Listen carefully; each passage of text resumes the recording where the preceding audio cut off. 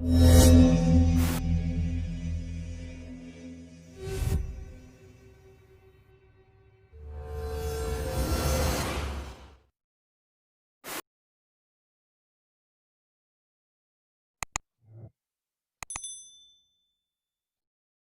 semuanya, kembali lagi bersama kami di Grim Stories. Nama saya San. Kali ini saya akan kembali menceritakan pengalaman pribadi saya sendiri.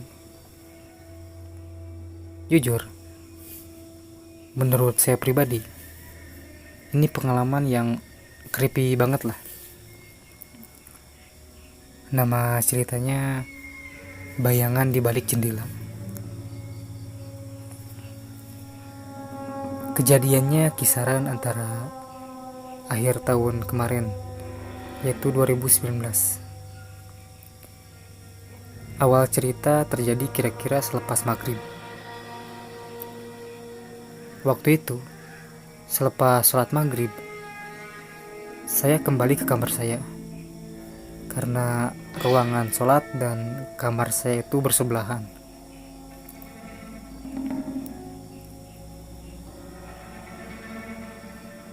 Waktu itu, saya pun memutuskan untuk rebahan sambil mainin smartphone saya.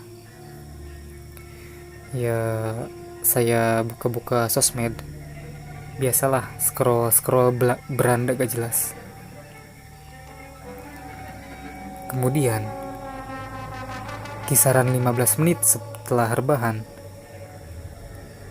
teman saya nge-WA saya.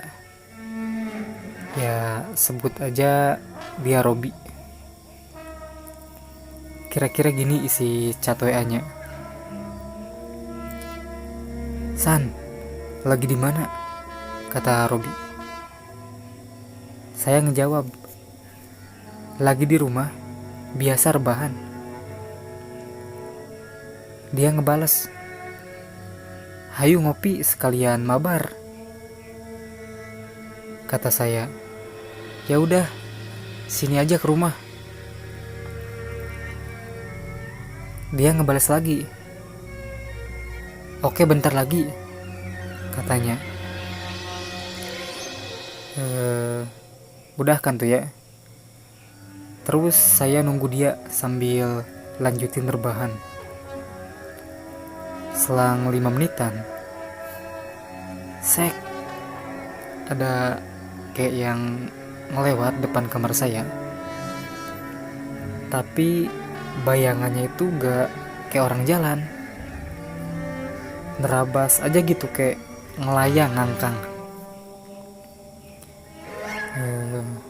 BTW, kenapa kelihatan bayangan atau ada yang lewat?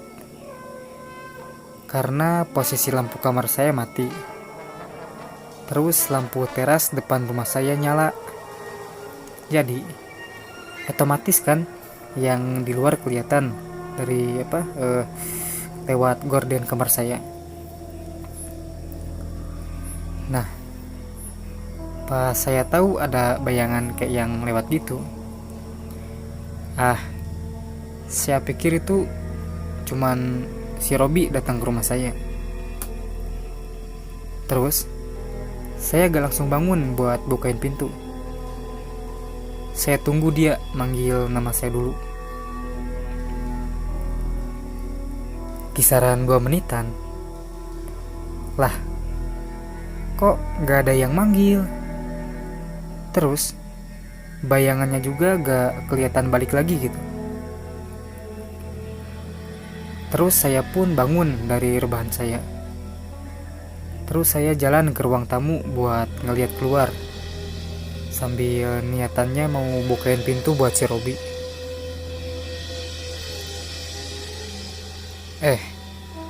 Pas dilihat keluar dari jendela samping pintu ruang tamu,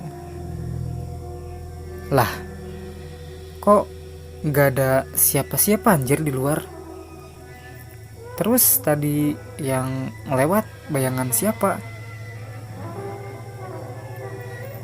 Aslian itu saya kaget banget. Saya penasaran. Ya kali bapak saya gitu habis ngadem dari luar, terus masuk lagi ke dalam.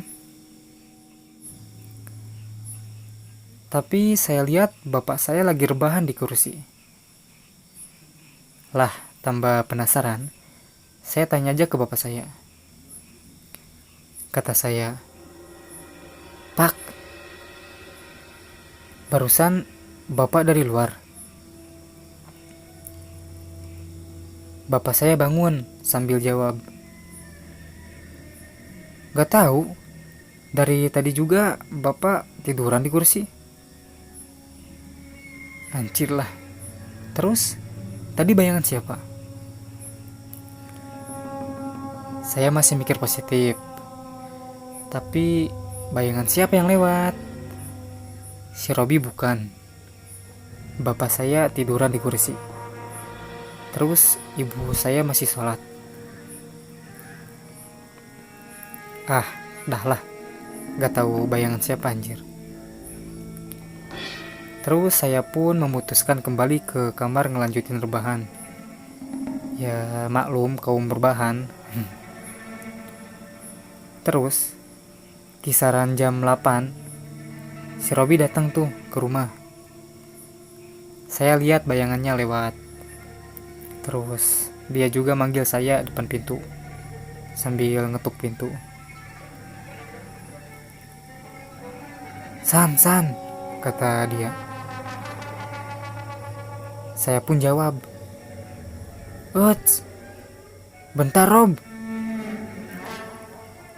Saya pun kembali ke ruang tamu buat bukain pintu.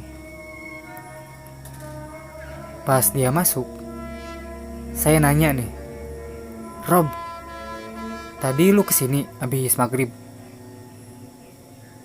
Dia ngejawab, "Lah, kagak. Kan gue ini baru nongol kesini sekarang. Kenapa emang?" Kata saya, "Tadi ada bayangan yang lewat. Kirain lu. Tapi pas saya buka pintu, gak ada siapa-siapa di luar." Kata dia, "Lah, mungkin itu cuman karuhun lewat." Terus saya jawab, "Haha, anjir lah kampret emang." Kemudian kita biasalah lanjut masuk ke kamar, nyeduh kopi sambil ngobrol-ngobrol di kamar saya. Sekalian mabar juga. Biasa pusreng. Kita pusreng selesai kira-kira jam 11. Lustrek anjir. Mana kopi habis lagi. Terus jam 11 habis pusreng, dia balik. Cau pulang ke rumahnya. Dah ya, dia pulang kan tuh ke rumahnya. Terus saya lanjut rebahan. Sekalian mau tidur juga. Saya colokin kan HP ke casan. Terus saya berusaha buat tidur. Kisaran 15 menit selepas nyolokin HP ke casan, saya lagi OTW kan tuh ke alam mimpi. Tiba-tiba di belakang pundak saya, wush gitu, kayak angin lewat. Tapi kayak ada yang nyentuh pundak gitu, ngolebat.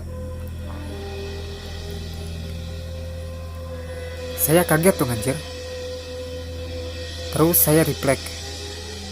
Saya bangun, terus lari ke ruang tengah.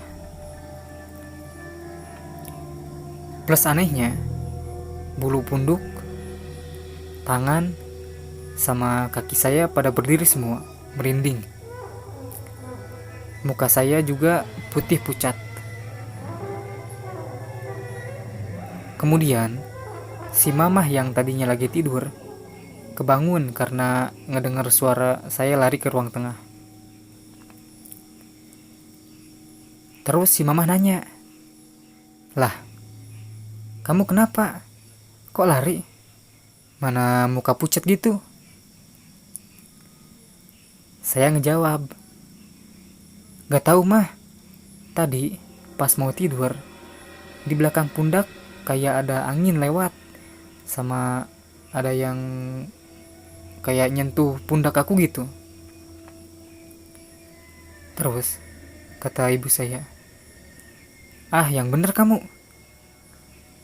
Saya ngejawab, iya mah beneran, sumpah. Terus mama saya coba cek ke kamar saya, dan wala, tidak ada apa-apa. Terus kata mama, makanya kalau tidur jangan lupa baca doa dulu. Kata saya, iya mak. Terus malam itu juga saya langsung anjir pindah kamar. Beh lah, satu malam 2 kali berturut-turut ada yang gangguin. Anjir.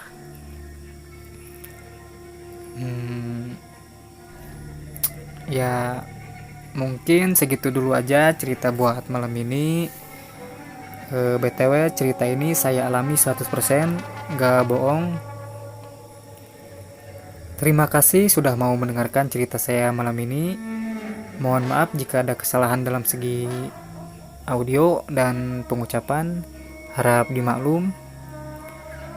Jangan lupa subscribe juga channel ini agar kalian gak ketinggalan cerita horor lainnya dari saya maupun rekan saya yang lain.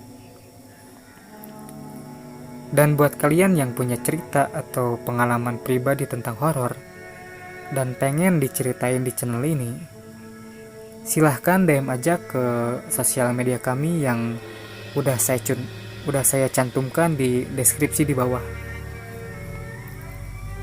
Terima kasih. Stay listening, but don't try to listen alone.